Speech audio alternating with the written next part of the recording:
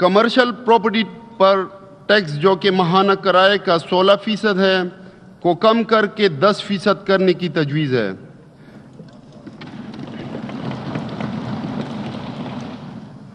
اس ضمن میں بتاتا چلوں کہ پرائیویٹ ہسپتال، میڈیکل سٹورز اور شعبہ صحت سے منسلک دیگر کاروباروں پر یہ ٹیکس 16% سے کم کر کے 5% کیا جا رہا ہے۔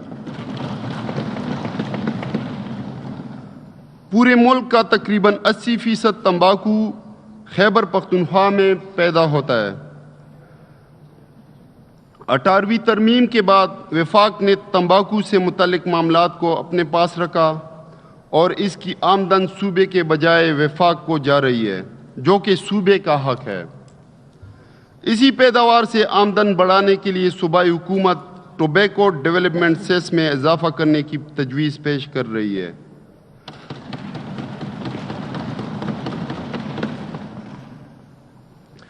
تمباکو پر پروونشل ایکسائز ڈیوٹی لگانے کا بل جلد ہی اسمبلی کے منظوری کے لیے پیش کیا جائے گا۔ یہ ٹیکس کسانوں کے بجائے ٹوبیکو کمپنیز پر لاگو ہوگا۔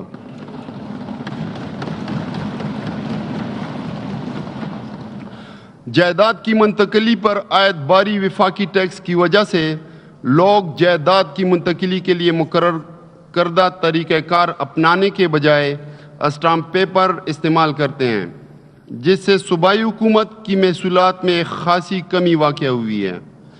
اس ضمن میں صوبائی حکومت نے جائیداد کی منتقلی پر عائد صوبائی ٹیکس کی وصولی کا دائرہ کار اور حجم بڑھانے کی غرض سے اس بجٹ میں صوبائی ٹیکسز کو 6.5% سے کم کر کے 3.5% کرنے کی تجویز پیش کی ہے۔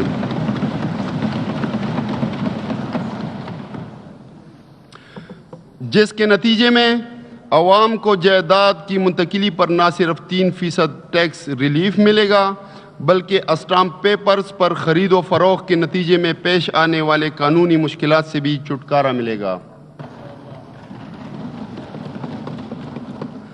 اس کے علاوہ دیگر محکمہ جات جیسے معدنیات، سیاحت، ٹرانسپورٹ اینڈ ماس ٹرانزٹ، خوراک، صنعت و تجارت، محنت، موسمیاتی تبدیلی، جنگلات و جنگلی حیات اور محکمہ زراعت وغیرہ میں بھی محصولات کو بڑھانے کے لیے اقدامات اس بجٹ میں شامل ہیں۔ جناب اسپیکر، اب میں اس معزز ایوان کو سالانہ بجٹ برائے مالی سال 2024-25 کے اعداد و شمار سے آگاہ کرتا ہوں۔ وفاقی محصولات۔ وفاقی ٹیکس محصولات 902 ارب 51 کروڑ۔